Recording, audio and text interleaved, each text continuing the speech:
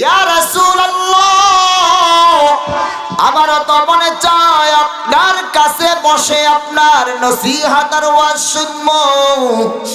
আমার তো মনে চায় আপনার চাঁদের চাইতে সুন্দর চেহারার দিকে তাকায়া থাকবো। আমার তো মনে চায় যেই চেহারার দিকে তাকাইলে জাহান্নাম হারাম, যেই চেহারার দিকে তাকাইলে জান্নাত ওয়াজিব, ওই চেহারা দেখতে মনে চায়। কিন্তু এই কন্ডিশন আর দুঃখের কারণে আপনার কাছে বসতে পারি না। কষ্ট নিয়েন না, দুঃখ নিয়েন না, ক্ষমা করে দিয়েন, আমরা তো মাযুর। আল্লাহর রাসূল এই ঘটনা শোনার পর চোখের পানি ফেলায়া কাঁদা দিলেন। নবীজি নিজের আর কন্ট্রোল করতে পারলেন না। আমার প্রতি এমন মুহাব্বত, আল্লাহ তাআলার ইবাদতের প্রতি সীমাহীন অনুরাগ। আল্লাহর রাসূল ডাক দিয়া কইলা, ইউমিনু আহাদুকুম হাত্তা কুনা আহাব্বা ইলাইহি মিন ওয়ালিদিহি ওয়া ওয়ালাদিহি ওয়ান নাসি আজমাইন। নবীজি ডাক দিয়া কয়, মান আহাব্বা সুন্নতি ফাকাদ আহাব্বানি ওয়া মান আহাব্বানি কানা মাই ফিল জান্নাহ।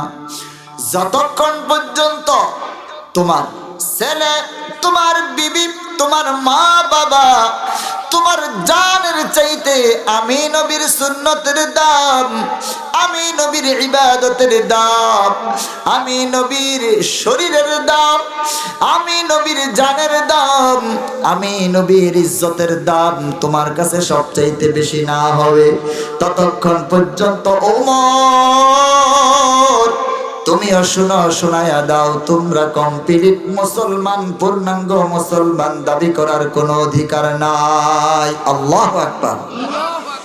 প্রশ্ন হইল, ইয়া রাসূলুল্লাহ, ইয়া হাবিবাল্লাহ, আমরা যারা আজকের মাহফিলের প্যান্ডেলের নিচে বসলাম, যারা বয়াতি কান্দিয়াল গিরচর চরাল গিরচহ বিভিন্ন জায়গা থেকে শুনলাম, কোন ইবাদতের যদি দাম না থাকে আপনি একটু ব্যাখ্যা কইরা করেন না রাসূল, কোন ইবাদতের দাম আল্লাহ তাআলার কাছে বেশি?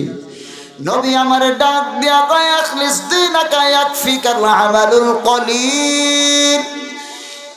অল্প একটু আমল তুমি করেছো, সারা রাত্রি তাহাজ্জুদ পড়তে পারো নাই, সারা রাত্রি কোরআন তেলাওয়াত নামাজের মধ্যে দাঁড়িয়ে দাঁড়িয়ে করতে পারো নাই, কিন্তু অল্প অল্প আমল তুমি করেছো। ওই আমলের ভিতরে ইখলাস আর খুলুসিয়াত, সোজা বাংলা সুন্দর ভাষায় একনিষ্ঠ ছিল। এই আমল শুধুমাত্র লিওয়াজিহিল্লাহ ছিল, এই আমলের মধ্যে লৌকিকতা ছিল না। সূরা মাউনের ভিতরে মালিক ডাক দিয়া কয়, আল্লাযীনা হুম ইউরাউন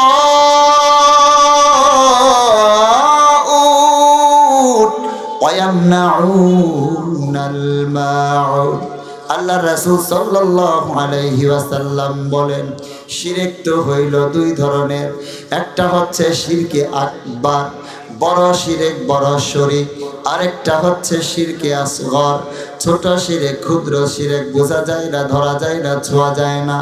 নবী করিম সাল্লাল্লাহু আলাইহি ওয়াসাল্লামের কলিজার টুকরা সাহাবী, এক দিক থেকে সাহাবী, আবার হইল নবীজির কলিজার টুকরা প্রিয়তমা স্ত্রী হযরতে উম্মাহাতুল মুমিনিন আয়েশা সিদ্দিকা রাদিয়াল্লাহু তাআলা আনহার বাবা হযরতে সিদ্দিকে আকবর আবু বকর রাদিয়াল্লাহু আনহু দোয়া করেন, আল্লাহুম্মা ইন্নী আউযু বিকা আন উশরিকা বিকা ওয়া আনা আ'লামু ওয়া আস্তাগফিরুকা লিমা লা আ'লাম।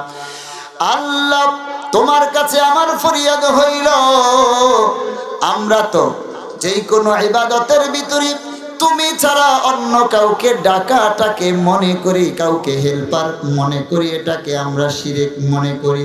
কিন্তু ছোট ছোট এমন ক্ষুদ্র ক্ষুদ্র জানা না জানা কিছু শিরক আছে যেটা আমার জ্ঞানে ধরা সম্ভব না।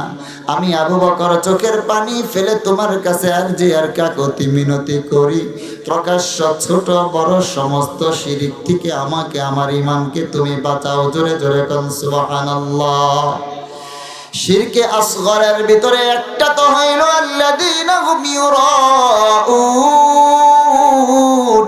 এটার ব্যাখ্যা বিশ্লেষণের ভিতরে এইভাবে বলা হয়, যদি কেউ নামাজ পড়ে আমাকে মানুষ বড় নামাজি বলবে, যদি কেউ হজ করে চিন্তা করে আমারে বড় হাজী সাহেব বলবে, যদি কেউ দান করে আমাকে বড় ডোনার আর দাতা বলবে। এরকম টেন্ডেন্সি আর মেন্টালিটি নিয়ে যদি কেউ দান করে, এটাকে শিরকে আসগরের ভিতরে ঢুকায়া বলা হয় আল্লাযীনা হুম ইউরাউনা ওয়া ইয়ামনাউনাল মাউন। আমি আমার সমস্ত আল্লাহ তাআলার নেককার বান্দীদেরকে ইশারা করে বলি, আমার বোন, আমার মা, এ আমার বাবা, যুবকেরা, কষ্ট করে যারা আজকের এই চমৎকার প্যান্ডেল সামিয়ানার আয়োজন করেছেন, হক্কানি রব্বানি আলেমদেরকে যারা দাওয়াত করেছেন, আবারও আপনাদের কাছে মিনতি হলো অতি শীঘ্রই প্যান্ডেলে চলে আসেন। আল্লাহ তাআলা ডাক দিয়া কয়, বান্দা, ওয়ামা খলাকতুল জিন্না ওয়াল ইনসা ইল্লা লিয়াবুদুন। তোমরা আমি আল্লাহ তাআলার ইবাদত করবা। ইবাদতের লিস্টি আব্দুল মালিক হাফিজাহুল্লাহ তাআলা মারকাজুদ দাওয়া আল ইসলামিয়ার হুজুর বয়ানের ভিতরে বড় চমৎকার করে বলেন, আমাদেরকে যদি কেউ জিজ্ঞাসা করে নেক আমল কি, আমরা স্বাভাবিকভাবে প্রত্যেকেই এইভাবে বলি। কি বলি? আমরা বলি নামাজ পড়া নেক আমল। সামনে যারা বসা আছেন আওয়াজ করে কথা বলবেন, কথা ঠিক না ব্যাঠিক? আমাদেরকে যদি বলা হয় নেক আমল কি, আমলে সালেহ কি, আমরা কই কোরআন শরীফ তেলাওয়াত করা আমলে সালেহ। জিজ্ঞাসা করা যদি হয় নেক আমল কি, তাহাজ্জুদ পড়া, হজ করা, যাকাত দেওয়া, সওম তথা রোজা রাখা নেক আমল। হুজুর কয় না না, এটার ব্যাখ্যা বিশ্লেষণ শুধু নেক আমল করাই না। একদিক থেকে নেক আমল করতে হবে, আরেক দিক থেকে এটার কাউন্টার যেগুলো আছে, হক কথা বলা, না হক কথা ছেড়ে দেওয়া, জুলুম না করা, আরেকজনের উপরে ইনসাফ করা, সত্য বলা, মিথ্যা না বলা, নামাজ পড়া, বেনমাজির খাতায় নাম না লেখানো, এক কথায় এপিট উপিট দুইটা ঠিক রাখার পরেই এটার নাম হবে নেক আমল। জোরে কোন আল্লাহু আকবার। আমি অত্যন্ত বিনয়ের সাথে আবার পরিষ্কার করে বলি, আল্লাহর রাসূল আবার কয়, আখলিস দীনাকা ইয়াকফিকাল আমালুল কলিল। নেক আমল তুমি অল্প করো, সারা রাত্রি তাহাজ্জুদ পড়তে পারো নাই, কোনো সমস্যা নাই। সারা রাত্রি দান করতে পারো নাই, কোনো সমস্যা নাই। জিকির করতে পারো নাই, কোনো সমস্যা নাই। ব্যবসা বাণিজ্য আছে সেই জায়গা, সেটাকেও তুমি কোরআন সুন্নাহর আলোকে করবার চেষ্টা করো। যদি তুমি এই সমস্ত কাজগুলো করার ক্ষেত্রে ইফরাত তাফরিত, বাড়ানো কমানো যদি না করো, তাইলে খেয়াল করবা প্রত্যেকটা আমল তোমার নেক আমল হিসাবে সাব্যস্ত হবে, পরিগণিত হবে, গণ্য হবে। আল্লাহর কাছে এটা নাজাতের জরিয়া হবে। আওয়াজ করে কোন ঠিক কিনা?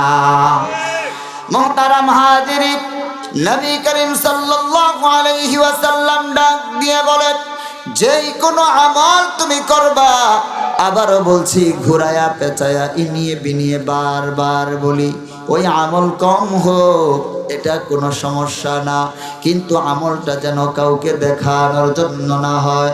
নামাজ পড়ার উপর সেজদা যেন সহিহ হয়, ঠিক মতো হয়। দান করা এটা যেন বড় সুন্দর হয়, কেউ যেন না জানে।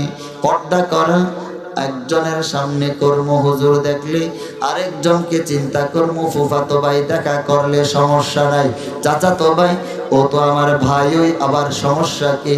পাড়াতো ভাই, মামাতো ভাই, খালাতো ভাই, গ্রামের ভাই, উকিল ভাই, সেই ভাই, এই ভাই, হ্যান ত্যান নানান কিচ্ছা কাহিনী বইলা যার তার সাথে দেখা দিব না। কারণ কিয়ামতের ময়দানে আল্লাহ তাআলা আল্লাহ তাআলা আল্লাহ তাআলা সবাইকে কিন্তু আসামির কাঠ গড়ায় দাঁড় করায় দিবে। যারা পরিমাণ জুলুম করা হবে না। 5 পারার 3 পৃষ্ঠায় সূরা নিসার ভিতরে ঐতিহাসিক বক্তব্য, ইন্নাল্লাহা লা ইয়াযলিমু মিসকালা যাররা, যারা পরিমাণ কারোর উপরে জুলুম আমি মালিক আল্লাহ করব না। জোরে জোরে কোন আল্লাহু আকবার। মুহতারাম হাজিরিন, পর্দার আড়ালের মা, আল্লাহ তাআলা ডাক দিয়ে বলে, ওয়ামা যালামনাহুম ওয়ালাকিন কানু আনফুসাহুম ইয়াযলিমুন। আল্লাহ তাআলা ডাক দিয়ে কয়, আমি তো জুলুম করি নাই, আমি তো ওর পায়ে কোপ দেই নাই, ওর নিজেই অন্যায় অত্যাচার অপরাধ করে তার পায়ের ভিতরে বারবার কুড়াল দিয়া কোপ দিয়েছে। আপনাদের কাছে অত্যন্ত বিনয়ের সাথে বলি, সাহাবায়ে কেরাম রিদওয়ানুল্লাহি তাআলা আলাইহিম আজমাইন দিন শরীয়ত আল্লাহর রাসূল কাছ থেকে বড় চমৎকার করে শিখেছেন। শুধু পড়ছেন, শুধু শিখেছেন বিষয়টি আদৌ এমন নয়। আল্লাহর রাসূলের কাছ থেকে ওনারা প্র্যাকটিক্যাল থিওরিক্যাল দুইটাই একসাথে শিখেছেন। আনাস রাদিয়াল্লাহু তাআলা আনহু, হযরতে ওমর রাদিয়াল্লাহু তাআলা আনহু, ওনাদের দুইজনের ভিতরে এই মুহূর্তে জেহেনের ভিতরে আসতেছে হয়তো আনাস রাদিয়াল্লাহু আনহু হবে। উনি বলতেছিলেন, ও দুনিয়ার মানুষ, সূরা বাকারা নবীজির কাছ থেকে আমরা কেমনে শিখছি তোমরা জানোনি? সূরা বাকারা আলিফ লাম মিম তেলাওয়াত করেছেন আল্লাহর রাসূল। তেলাওয়াত করার পর এটার বাস্তবতা কি হবে, এটার বাস্তবতা কি হবে, এটা আল্লাহর রাসূল আমাদেরকে বুঝিয়েছেন। যালিকাল কিতাবু লা রাইবা ফীহি হুদাল লিল মুত্তাকিন। এটার বাস্তবতা কি হবে এটা আল্লাহর রাসূল আমাদেরকে পড়িয়েছেন এবং শিখিয়েছেন। এরপরে আমাদের কাজ ছিল এক এক আয়াত তেলাওয়াত করেছি, তেলাওয়াত করা পর্যন্ত রেখে দেই নাই। এই তেলাওয়াত করার পরে আবার কিন্তু আমরা এটা আমলের ভিতরে আনার চেষ্টা করেছি। কারণ আল্লাহ তাআলা কোরআনুল কারীমের সূরা সফের ভিতরে বলেন, ইয়া আইয়ুহাল্লাযীনা আমানু লিমা তাকুলুনা মা লা তাফআলুন। জোরে জোরে আল্লাহু আকবার।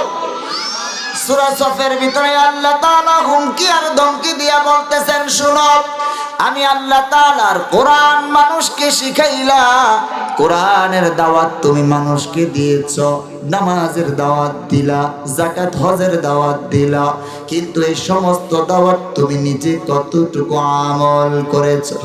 আহারে, কত আল্লাহর বান্দারা আল্লাহ তাআলার ফেরেশতাদের হাতে অ্যারেস্ট হয়ে যাবে, সাথে সাথে জিজ্ঞাসা করা হবে, কেন তুমি আমল না কইরা আরেকজনকে করার জন্য বলেছো? সাহাবায়ে কেরাম রাদিয়াল্লাহু আনহুম ওনারা যখনই কোনো কাজ করতেন, ওই কাজ করার আগে হাজারবার চিন্তা করতেন, এই কাজ কি আমার জান্নাতে যাওয়ার ওসিলা হয় নাকি জাহান্নামে যাওয়ার কারণ হইয়া দাঁড়ায়? জোরে জোরে কোন আল্লাহু আকবার।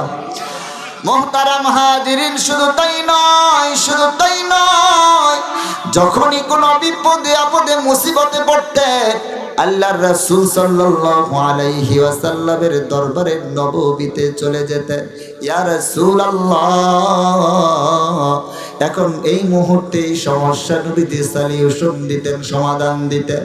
আল্লাহর রাসূলের কাছে আবার যাইতেন, ও রাসূল, এখন তো এই সমস্যা নবীজি সমস্যার সমাধান দিয়া দিতেন। জোরে জোরে কান সুবহানাল্লাহ।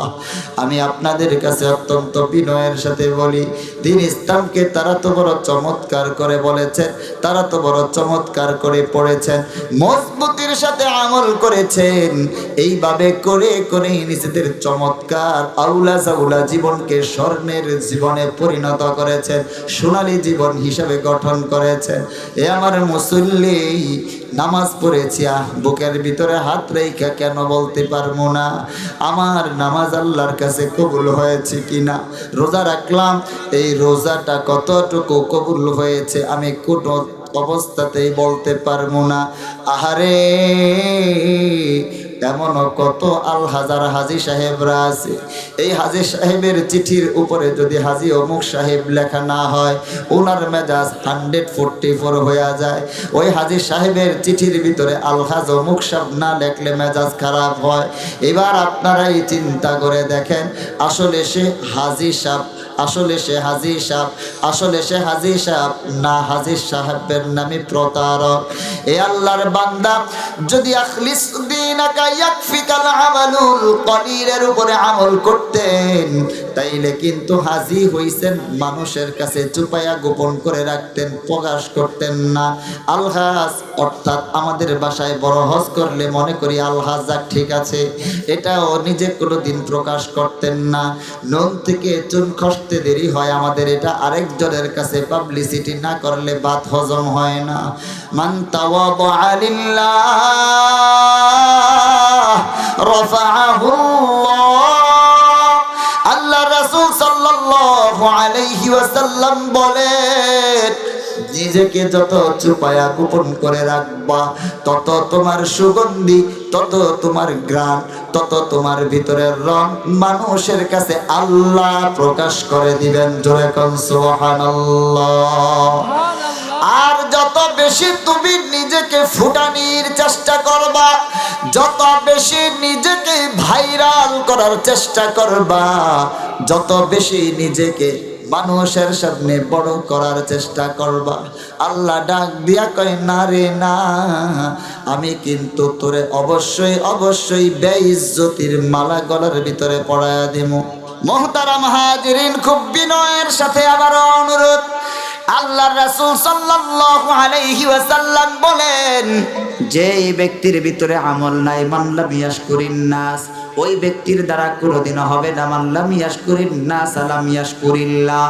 যার আরেকজনকে থ্যাংক ইউ দেওয়ার অভ্যাস নাই, আরেকজনকে ধন্যবাদ দেওয়ার অভ্যাস নাই, সোজা সহজ সোজা সরল কথায় আরেকজনের নুন খায়া গুণ গাওয়ার অভ্যাস নাই, আরেকজনকে ধন্যবাদ দেওয়ার অভ্যাস নাই।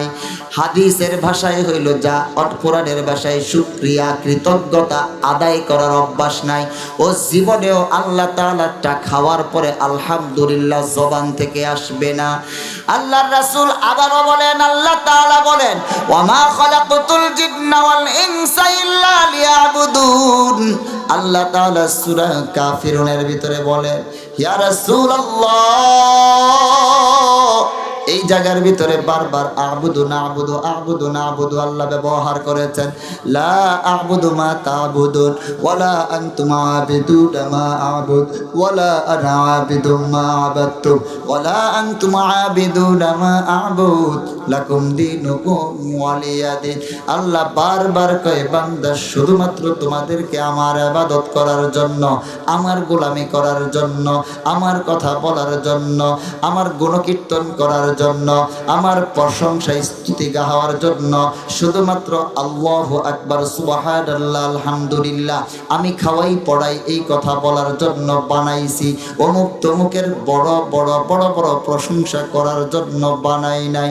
আহারে, ওয়াই তাবাররা আল্লাযীনা তুবিউ মিনাল্লাযীনা তাবাউ ওয়া রাআউল আযাব। আমি বয়াতে কান্দি ইমাম সাহেবকেও যদি আপনি মাত্রা অতিরিক্ত প্রশংসা করেন, কিয়ামতের ময়দানে যদি আমি গুনাহগার হই আপনি আমারে খুঁজেও পাইতেন না। কিয়ামতের ভয়াবহ অবস্থা তৈরি হওয়ার পর কেউ কারোর কোনো অবস্থাতেই পরিচয় দিবে না। আল্লাহ তাআলা ডাক দিয়া সূরা হাক্কার ভিতরে বলেন, ফালাইসা লাহুল ইয়াওমা হাহুনা হামিম ওয়ালা তুআমুন ইল্লা মিন গিসলিন। এমন ভয়াবহ অবস্থা হবে, অন্তরঙ্গ জিগরি দোস্ত একজন আরেকজনকে অস্বীকার করে বলবে, ওয়ালা ইয়াসআলু হামিমুন হামিমা, একজন আরেকজনকে পরিচয় দিবে না। হায় হায়, সূরা আবাসার ভিতরে ডাক দিয়া কয়, ইয়াউমা ইয়াফিরুল মারউ মিন আখিহি ওয়া উম্মিহি ওয়া আবিহি ওয়া সাহিবাতিহি ওয়া বানি।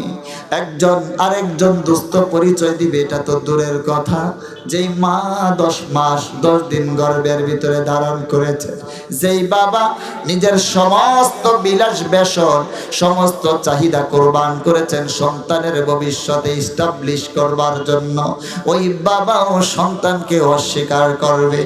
যেই বোন ছোট ভাইটা ছাড়া কিচ্ছু বুঝে না, যেই বড় ভাই তার ছোট বোন ছাড়া কিচ্ছু বুঝে না, বিপদে আপদে সব সময় বোনের খোঁজ খবর লাগায়। যেই বোন যখনই কোনো সমস্যা হয় বাই বাই করে চিল্লাইতে থাকে আর কাঁদতে থাকে, এরা কেউ একজন আরেকজনের পরিচয় দিবে না। আল্লাহ তাআলা ডাক দিয়া কয়, কেন পরিচয় দিবে? অবস্থা বড় ভয়াবহ হবে। আমি তো ঘোষণা করব লিমানিল মুলকুল ইয়াউম লিল্লাহিল ওয়াহিদিল কাহ্হার। সাধারণ মানুষ তো অনেক দূরের কথা, সাধারণ কথা, সামথিং কথা। আর চাইতে গুরুত্বপূর্ণ ইম্পর্টেন্ট বক্তব্য হলো গোটা জমিনের ভিতরে যত নবী রাসূল আল্লাহ পাঠাইছেন, সমস্ত নবী রাসূলদের অবস্থা হবে নাফসি নাফসি নাফসি নাফসি। সবাই বলবে হায় হায় আমার কি হবে, সবাই বলবে হায় হায় আমার কি হবে। নবীদের মতন পাওয়ারফুল ম্যান, নবীদের মতন শ্রেষ্ঠ সেরা মানুষগুলোর অবস্থা যদি এমন হয়, তোমরা আর আমাদের অবস্থা কত ভয়াবহ হবে। এই জন্য আমি আমার সমস্ত মাইকের আওয়াজ যেখানেই যায়, আমার মাইকে বলবো, মা গো, আজ থেকে নিজের জীবনটা পরিবর্তন এই জন্য করা লাগবে। আল্লাহ রাসূল বলেন, আরবি বাংলা ইংরেজি 12টা মাস, প্রত্যেকটা মাসের ভিতরে স্পেশাল কিছু মাস আছে। বিশেষ করে আরবের ভিতরে স্পেশাল মাসের ভিতরে একটা হলো রজব, শাবান, আর একটা হইল সর্বশেষ রমজান। এই রমজান মাসের আগে যখন রজব চলে আসতো, আল্লাহর রাসূলের চেহারা সুরত আমলের ভিতরে ব্যাপক পরিবর্তন চলে আসতো। আল্লাহর রাসূল সাল্লাল্লাহু আলাইহি ওয়াসাল্লাম অন্যান্য সময়ের চাইতে নেক আমলের পাল্লা মাত্রা অতিরিক্ত বাড়িয়ে দিতেন। আল্লাহুম্মা বারিক লানা ফি রজব ওয়া শাবান ওয়া বাল্লিগনা রমাদান। যত বেশি সম্ভব নেক আমল বেশি বেশি করতেন। দান যদি আগে 100 টাকা করতেন, এখন 1000 টাকা করার চেষ্টা করতেন। এই রজব মাস থেকে বেশি বেশি নফল রোজা রাখার চেষ্টা করতেন, কোরআন তেলাওয়াত বেশি করতেন, জিকির আজকার বেশি করতেন, অন্যান্য নেক আমলগুলো বেশি বেশি করতেন। জুলুম ছেড়ে দেওয়া, আরো নানান ধরনের গুনাহগুলো, সমস্ত গুনার ধারে কাছে যাওয়া তো প্রশ্নই উঠে না। তারপরেও সতর্ক থাকতেন। জোরে জোরে কোন আল্লাহু আকবার। আল্লাহ তাআলা ডাক দিয়া কয়, ইয়া আইয়ুহাল্লাযীনা আমানু যকুরুল্লাহা যিকরান কাসীরা। নানান আইটেমের নেক আমল আমি আল্লাহ তাআলা তোমাদেরকে দিয়েছি, নানান ডিজাইনের নেক আমল তোমাদেরকে আমি আল্লাহ তাআলা দান করেছি, নানান কিসিমের নেক আমল এবং নেক আমলগুলো করার পদ্ধতি তরিকা তোমাদেরকে শিখাইছি। একটা নেক আমল তো হইল নামাজ, আরেকটা তো হইল রোজা, আরো তো হইল যাকাত দেওয়া, আরেকটা তো হইল হজ করা, আরেকটা সবগুলা কবুল হওয়ার জন্য শর্ত হইল ঈমান আনা। জোরে কোন আল্লাহু আকবার। আল্লাহর রাসূল আবার ডাক দিয়া বলতেছেন, জাদ্দিদু ঈমানাকুম। সাহাবায়ে কেরামের মধ্য থেকে প্রশ্ন হইল, কিলা ইয়া রাসূলুল্লাহ কাইফা নুজাদ্দিদু ঈমানানা। আল্লাহর রাসূল কয়, ঈমানকে নিউ করো, নতুন করো, নবায়ন করো, গৈষ্যামাজ্জা পরিষ্কার করো। কেমনে পরিষ্কার করমু? আল্লাহর রাসূল কয়, বেশি বেশি পড়ো লা ইলাহা ইল্লাল্লাহ। জোরে, লা ইলাহা ইল্লাল্লাহ, লা ইলাহা মুহাব্বতে লা ইলাহা ইল্লাল্লাহ, লা ইলাহা ইল্লাল্লাহ, লা ইলাহা ইল্লাল্লাহ, লা ইলাহা ইল্লাল্লাহ, লা ইলাহা ইল্লাল্লাহ, লা ইলাহা ইল্লাল্লাহ, লা ইলাহা ইল্লাল্লাহ মুহাম্মাদুর রাসূলুল্লাহ। ছোট্ট একটা ওয়াকিয়া শুনেন, একবারে হাদিস কোরআনের ভিত্তিতে। সাহাবী নামাজ পড়ে নবীজির কাছ থেকে চলে যায়, অন্যান্য সাহাবীরা নামাজ পড়ার পর সবাই যার যার মতন আল্লাহ রাসূলের চেহারার দিকে তাকায়া বসে থাকেন। নবীজি বিভিন্ন ওজিফা বলেন, নেক আমলের কথা, জিকিরের কথা বলেন, সাহাবীরা বসে বসে সেগুলো আমল করেন। আল্লাহর রাসূল বিভিন্ন নসিহত করেন, নসিহত শোনার জন্য সাহাবীরা অপেক্ষা করেন। একজন সাহাবীকে দেখা যায় নামাজ পড়তে দেরি হয়, কিন্তু ওনার আসসালামু আলাইকুম ডান বাম দিকে করতে দেরি হয়, কিন্তু বাসার দিকে ছুঁইটা যাইতে দেরি হয় না। একদিন আল্লাহর রাসূল শানে রিসালাতের ভিতরে জিয়াউর রহমান ফারুকী রাহমাতুল্লাহি আলাইহি শহীদ, আল্লাহ তাআলা ওনার মাকবারাকে জান্নাতের আলা মাকাম বানাক। জোরে জোরে কোন আমিন। উনি লেখছেন ঘটনা বড় হৃদয় বিদারক। সাহাবী যখন বের হইয়া প্রত্যেক দিন প্রত্যেক ওয়াক্তে যখন চলে যায়, আল্লাহর রাসূল সাল্লাল্লাহু আলাইহি ওয়াসাল্লাম ডাক দিলেন একদিন, এই সাহাবী দাঁড়া, কেন তুই নামাজ পড়া তাড়াতাড়ি করে বের হইয়া যাস? তোর অবস্থা তো বড় জীর্ণ শীর্ণ, কি সমস্যা? চেহারা বিষণ্ণ এবং মলিন কেন? এ আমার বাপ, ও আমার পর্দার আড়ালের মা গো, এই ঘটনার সাথে তাকায়া দেখেন বড় আরামের জীবন যাপন করছি।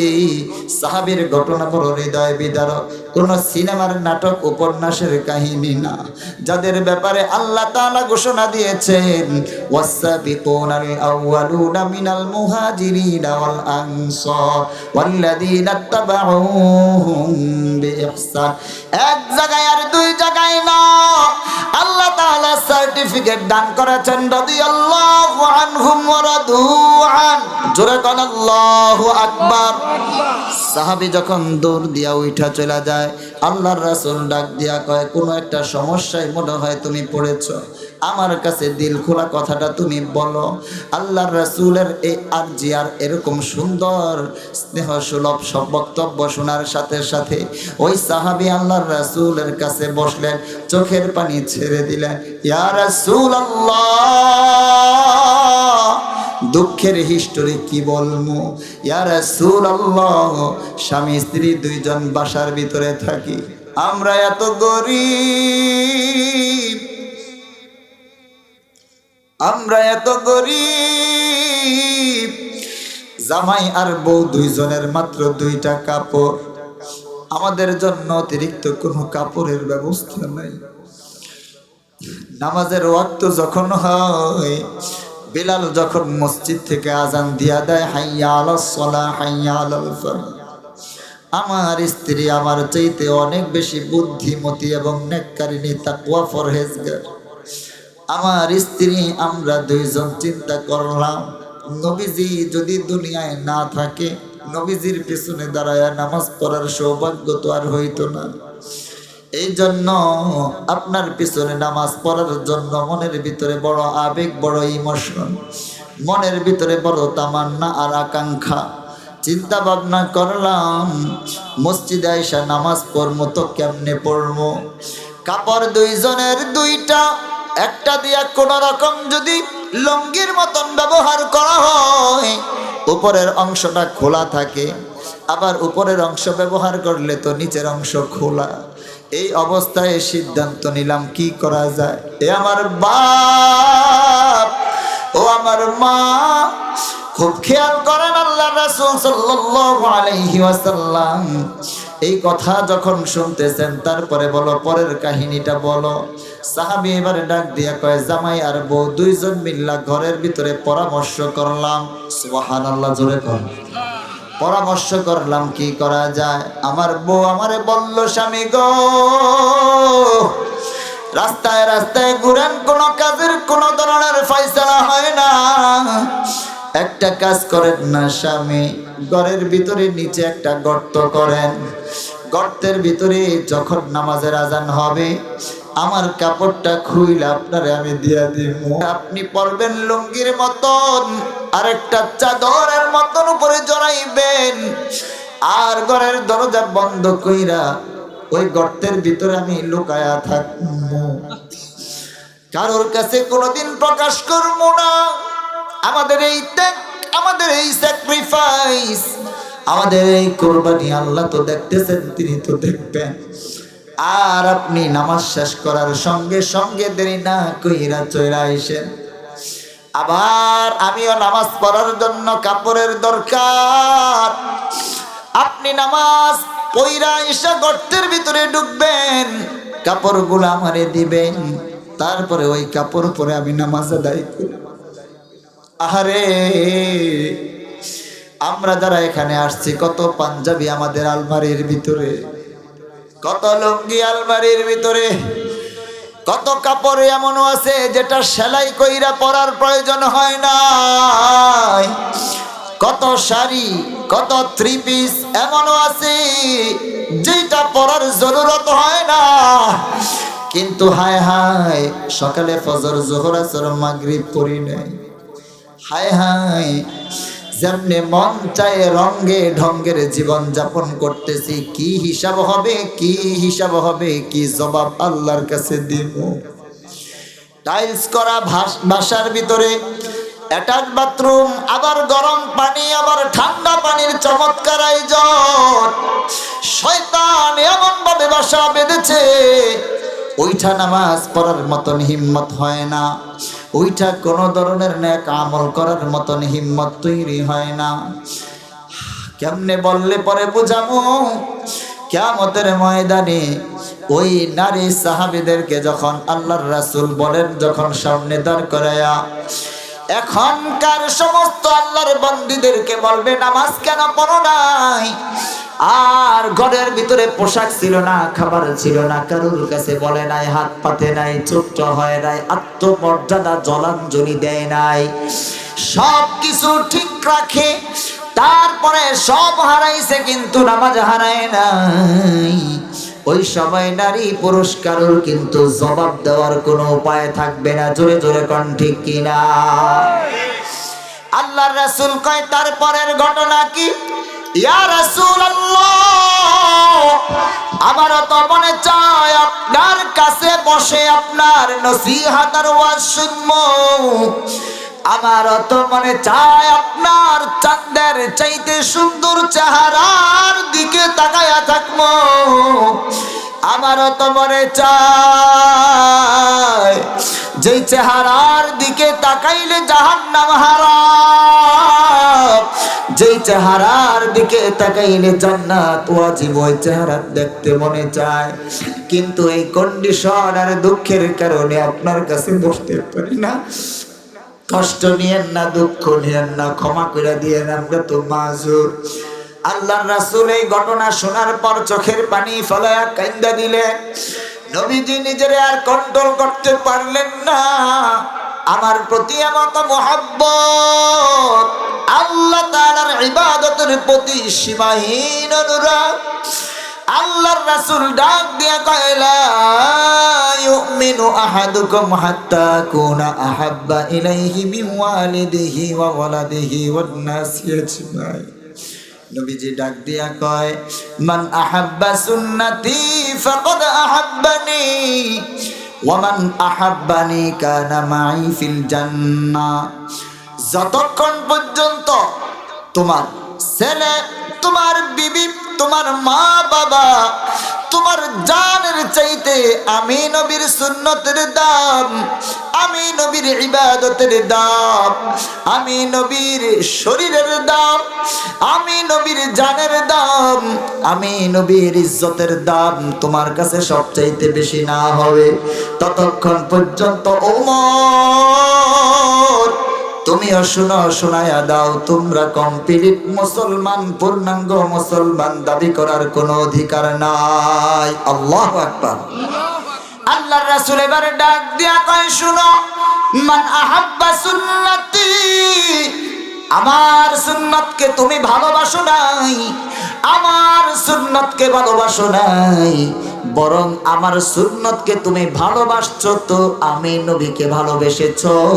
আর খেয়াল করবা, আমার সাথে যার ভাব, আমি থাকবো জান্নাতে, সেও আমার সাথে জান্নাতে সঙ্গী সাথী হবে। জোরে কোন সুবহানাল্লাহ। সাহাবী ঘরের দিকে গেলেন, অন্যান্য সাহাবীদেরকে ডাক দিলেন, গনিমতের মাল, যুদ্ধলব্ধ মাল যখন তোমাদের কাছে চলে আসবে আমারে খবর দিও। 1-2 দিন পরের ঘটনা, যুদ্ধলব্ধ গনিমতের অনেক মাল মদিনার জমিনে চলে এসেছে। আল্লাহর রাসূল কয়, এই মালগুলো তোমরা কেউ এখানে সেখানে নামায়ও না। ওটগুলা নিয়া, ঘোড়াগুলা নিয়া, এই যে আমাদের মহল্লার ওই শেষ যেই বাড়িটা, ওই বাড়ির পাশে বাড়িওয়ালার বাড়ির সামনে উঠানের ভিতরে রাখবা। ওই জায়গায় যাওয়ার পর নবী করিম সাল্লাল্লাহু আলাইহি ওয়াসাল্লাম সহ সাহাবায়ে কেরাম সেখানে গেলেন। যাওয়ার পরিবার সাহাবীদেরকে ডাক দিয়া কয়, নাম ধইরা অমুক, ইয়া ফুলান অমুককে তোমরা ডাক দাও। বাহিরে একটু কথাবার্তার আওয়াজ শোনার পর স্বামী স্ত্রী দুইজন ঘরের ভিতরে বসা। স্ত্রী বের হইলেন, উকি মারলেন, তাকায়া দেখতেছেন, হায় হায়, এই ছোট্ট ঘরের নির্জন আর জীর্ণ শীর্ণ আঙ্গিনায় সাইয়্যিদুল আম্বিয়া মুহাম্মাদুর রাসূলুল্লাহ সাল্লাল্লাহু আলাইহি ওয়াসাল্লাম এবং সাহাবায়ে কেরাম উপস্থিত। জোরে কোন মারহাবা। স্ত্রী বড় টেনশনে পড়ে গেলেন, আমার স্বামী কি কোনো অপরাধ করে ফেলেছেনি? এত মানুষ কেন আমাদের বাড়িতে? আল্লাহর রাসূল সাল্লাল্লাহু আলাইহি ওয়াসাল্লামের প্রিয় সাহাবীর স্ত্রী ডাক দিয়ে ভিতরে গেলেন আর বললেন, শোনো গো, আমাদের বাড়ির সামনে পেয়ারা নবী মুহাম্মাদুর রাসূলুল্লাহ উপস্থিত। তুমি কি কোনো অন্যায় কারোর সাথে করেছো নাকি? না, আমি তো কোনো অন্যায় করি নাই। তাহলে নবীজি এবং এই বিশাল বহর আমাদের বাড়ির সামনে কেন? হঠাৎ করে মনে হয়, স্ত্রী রে, ও আমার বেগম, বুঝবার চেষ্টা করো। গতকাল আল্লাহর রাসূলের সাথে মসজিদুন নববীর ভিতরে এই ঘটনা ঘটেছে। এরপরে গোটা কারগুজারি যখন শুনাইলো, গোটা কারগুজারি শোনানোর পর নবীজি ডাক দিতেছেন, তারা ভিতরে কথা বলতেছেন, বাহিরে আসো। ডাক দিয়ে বলেন, যে পরিমাণ খাবারের দরকার খাবার নাও, যে পরিমাণ সম্পদের দরকার নাও, জরুরত পুরা করার জন্য যে পরিমাণ কাপড় চোপড়ের দরকার নিয়ে যাও। আল্লাহর রাসূলের কাছ থেকে এগুলো হাদিয়া হিসাবে যখন নিয়ে ঘরে ঢুকলেন, এ আমার বাপ, ও আমার পর্দার আড়ালের গিরচর তরল গিরচর, আমার বয়াতি কান্দির মারা। এই সাহাবীর স্ত্রী তখন ডাক দিয়া কয়, আমি মেয়ে হইলাম, তুমি পুরুষ হইলাম, ঘটনাটা এরকম না হইয়া যদি ভিন্ন রকম হইতো, আমি যদি পুরুষ হইতাম, তুমি যদি আমার স্ত্রী হইতা। বউ স্বামীরে ডাক দিয়া কয়, ইতিহাস সাক্ষী থাকতো, তাইলে তোমারে কিন্তু আমি তালাক দিয়া দিতাম, তোমার সাথে বিচ্ছেদ ঘটাইতাম, তোমার সাথে আমি সংসার করতাম না। জোরে কোন আল্লাহু আকবার। সাহাবায়ে কেরাম, সাহাবী অবাক হয়ে গেলেন, কিংকর্তব্য বিমূঢ়, হতবাক হয়ে বলেন, কেন তুমি এমন কথা বললা? তোমার ছাড়া তো এক মুহূর্ত আমি চলতে পারি না। তোমার সাথে শুধুমাত্র দৈহিক সম্পর্ক না, তোমার মতন নেককার স্ত্রী পেয়ে আমি তো ধন্য। এমন কষ্টের কথা, এমন কঠিন কথা তুমি কেন বললা? এবার ডাক দিয়া যেই কথাটা বলে, এটা হইল আমাদের মূল অংশ। স্ত্রী ডাক দিয়া বলতেছে, শুনো, এতদিন পর্যন্ত জরুরত শুধু আল্লাহ জানতো, আর কেউ জানতো না। যখন তুমি নবীজির কাছে জানাইলা, আর এই জরুরত পুরা করার জন্য আল্লাহর রাসূল উদ্যোগী হইয়া যখন আমাদের জন্য ত্রাণের ব্যবস্থা করলেন, আমার কাছে মনে হয় তাওয়াক্কুলের ভিতরে ভাটা পড়ে গেল। আমি তো চাইছিলাম দুনিয়ার এই সামথিং লাইফ, এটার তো কোনো দাম আল্লাহ তাআলার কাছে নাই। আদ-দুনিয়া মালউনা ওয়া তালিবুহা কিলাব। অন্য হাদিসের ভিতরে নবী করিম সাল্লাল্লাহু আলাইহি ওয়াসাল্লাম বলেন, মশার ডানার যে মূল্য আছে, এই পরিমাণ মূল্য যদি এই দুনিয়ার বালাখানা টাইলসওয়ালা বাসা, এই দুনিয়ার যদি আল্লাহ তাআলার কাছে থাকতো, কোন বেঈমান নাস্তিক কাফেরকে আল্লাহ তাআলা এক ফোঁটা পানিও খাওয়ার সুযোগ দিত না। জোরে কোন আল্লাহু আকবার। এটার তো কোনো দাম আল্লাহ তাআলার কাছে নাই। আমি স্ত্রী হিসেবে চেয়েছিলাম তুমি আর আমি ফাইটিং করতে করতে, লড়াই করতে করতে শুধুমাত্র লিওয়াজিহিল্লাহ, আল্লাহর রাজামন্দি হাসিলের জন্য কুরবান হয়ে যাব, কিন্তু নিজেদের জরুরতের কথা কোনোদিন আমরা বলবো না। আমার যে আয়াত ছিল ওমা খলাকতুল জিন্না ওয়াল ইনসা ইল্লা লিয়াবুদুন, আওয়াজ করে জোরে বলেন, আল্লাহ আমাদেরকে ইবাদত করতে বানাইছেন। জোরে বলেন, কি করতে? ইবাদত করার জন্য। আর ইবাদতটা কেমন হবে সেটাও হইল আখলিস দীনাকা ইয়াকফিকাল আমালুল কলিল। আমার ইবাদত হবে কোনো হুজুরকে কোনো গুজুরকে দেখানোর জন্য না, বড় ভাই বড় বাবা অমুক তমুক কাউকে দেখানোর জন্য না। গোটা ইবাদতটা হবে কেবলমাত্র শুধুমাত্র খুলুসিয়াতের সাথে আল্লাহ তাআলার সন্তুষ্টির জন্য। জোরে কোন ঠিক কিনা? আল্লাহ আমল করার তৌফিক দান করুক। আমিন। ঢাকা মাহফিল সুস্থ সমাজ গড়ার বিপ্লবী চেতনায়।